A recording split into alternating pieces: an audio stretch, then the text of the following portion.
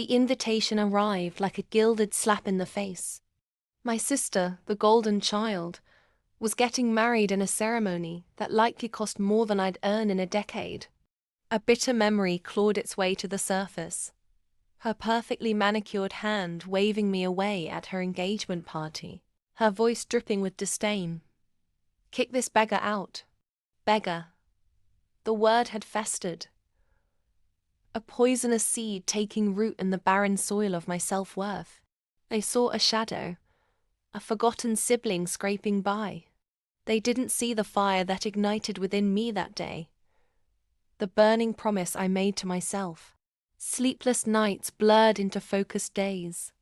My small online business, once a desperate attempt to make ends meet, began to blossom. I devoured books on finance, marketing, and leadership. Months bled into a year. Then, too, the whispers of my growing success finally reached their gilded cage. I heard through mutual acquaintances, a hushed awe, a grudging respect. But I wasn't doing this for their approval. This was for the girl who had been dismissed, the one they tried to erase. The day of the wedding dawned, crisp and blindingly white. The dress I wore wasn't flashy, but it spoke of quiet confidence, the kind that comes from knowing your worth, not needing to flaunt it. As I stepped out, I saw her. My sister, resplendent in a frothy white gown, her face a mask of practiced serenity.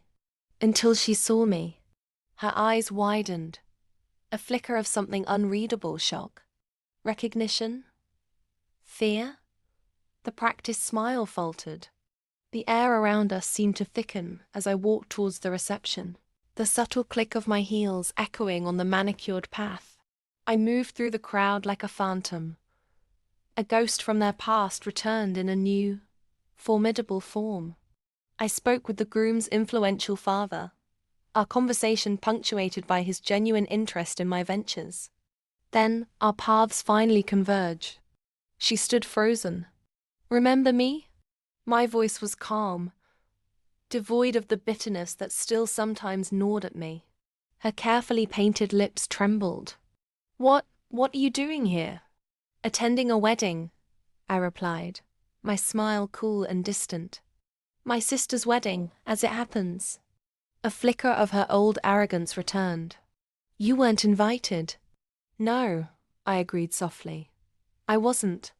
But then again, beggars don't wait for invitations, do they?" The color drained from her face. The weight of her past cruelty hung heavy in the air between us. I didn't need to scream, didn't need to cause a scene. My presence, my quiet success, was a far more potent weapon. I turned then, leaving her standing amidst the swirling silk and forced smiles. A solitary figure suddenly stripped bare. My revenge wasn't about tearing her down. It was about building myself up so high that her petty cruelty became insignificant. And in that moment, under the glittering chandeliers, I knew I had finally succeeded. The beggar was gone, and in her place stood a woman who needed no validation, least of all from her.